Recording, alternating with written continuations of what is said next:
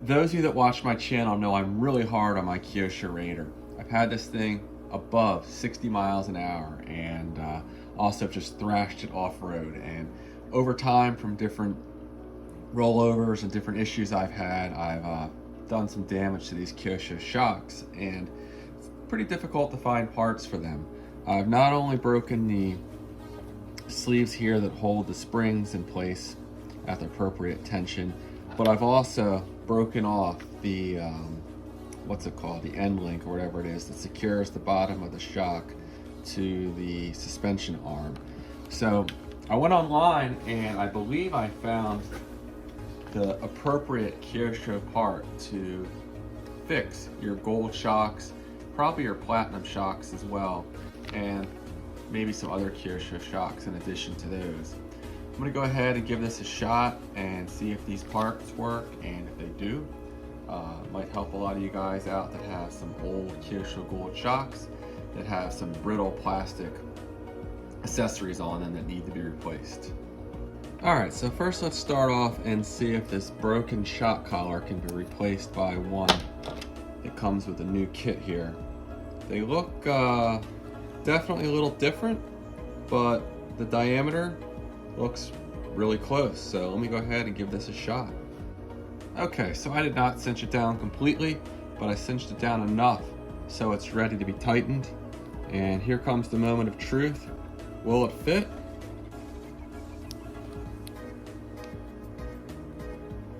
Alright, it's looking promising. Let me pull it down a little bit, and then I'll go ahead and tighten up the 1.5 millimeter hex on here and see if this does the trick.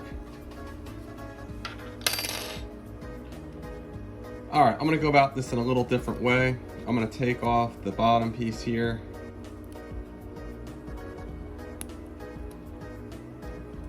Like that. Pull the spring off. Pull these spacers off.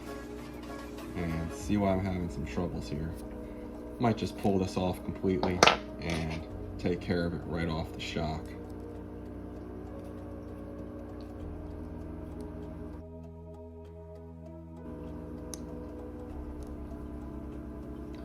Alright, I think the issue is I have this backwards.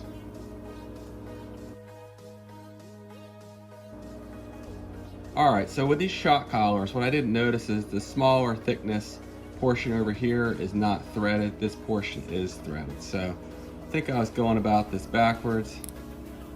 Just slide it in there and then we can tighten it down into the threaded portion, hopefully.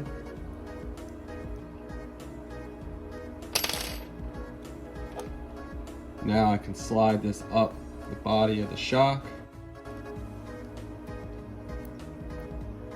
And here's the moment of truth. I'll cinch this up and see if it grabs tightly.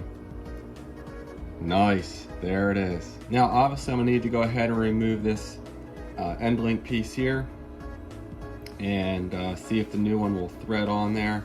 Let me go ahead and get a pair of pliers and something to protect the shaft here so I don't score it. Alright, I have my handy jar gripper and I'm going to place that around the shaft here on this gold shock and then grip it with the pliers. And it's like I might need a second set. Maybe not. Got it off there with my fingers.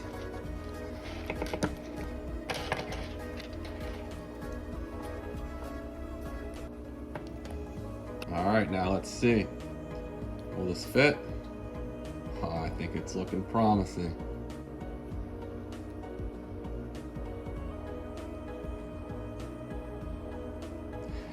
It was a little tricky getting this started, so I used my jar gripper again, and I think we're getting it threaded on here good now.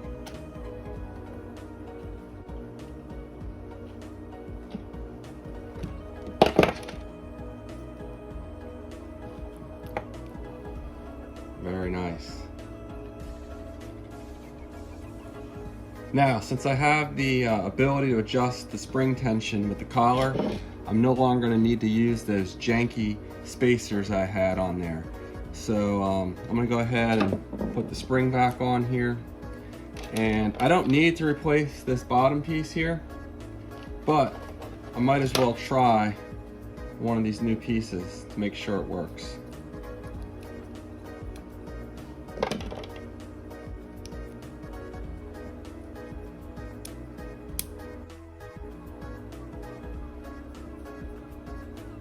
There we go.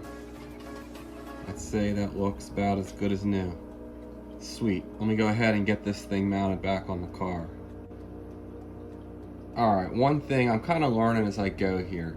Doesn't seem like this is sitting on this piece properly. So maybe I can kind of spread this apart a little. There, now it seats right in there. Down towards the bottom, as it should. So you can see there, it's seated in nicely. Alright guys, sorry I'm fumbling through this so much. It's clear that this is the first time I've done this. I was noticing that this screw is really sloppy in the hole here at the top of the shock. And whatever I have in here, I couldn't tell you if this is, I can tell you actually it's not stock. This is a heat shrink tubing for soldering I think I must have put on there. At any rate, maybe this piece here is what I really need. I'm gonna go ahead and try this one out, and hopefully that takes care of the slop and fits in there as it should.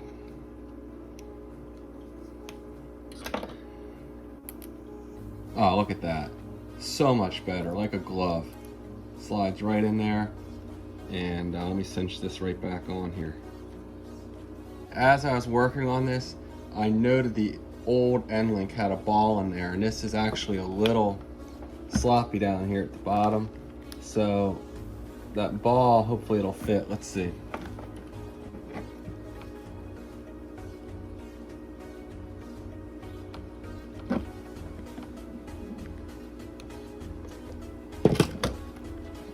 All right, there we go. I got the existing ball in there. That's necessary for my mounting setup.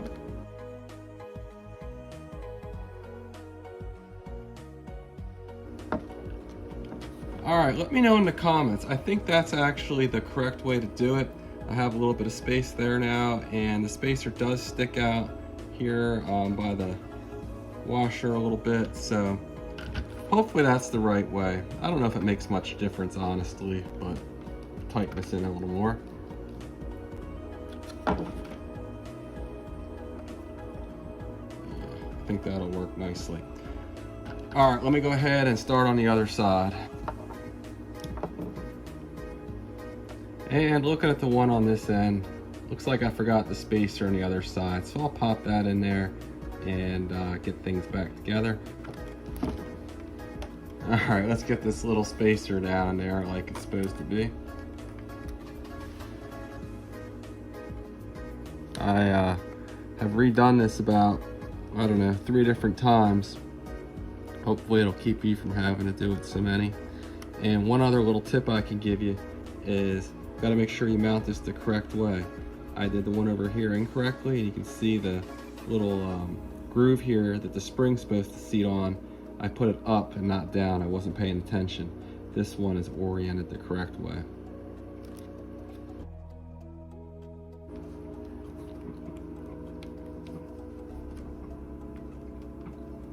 All right, that's a little more like it. These new shock collars really have a lot more clamping force, and the plastic is not nearly as brittle. I don't think the original ones were ever very durable, honestly. So this is a nice upgrade. I think I have it now. It's looking good. All right, and there we go. I think she's that much closer to being ready to rip. Let me know if you notice anything I did wrong in here. Well, besides everything the first time and maybe the second time. But if anything looks backwards or not quite right, I know some of you guys are really vintage experts, and appreciate if you chime in. But yeah, so maybe this thing will get up well past 60 miles an hour, maybe able to push up to 65 miles an hour once I get the handling issues sorted out that I had before. All right, thanks for watching. Please give me a like and subscribe, and I'll see you on the next one. Also, don't forget I have a lot of Kyosho content on this Raider, and I also have a Turbo Ultima Pro XL and some older videos of a Kyosho Big Brute you might want to check out. Take care.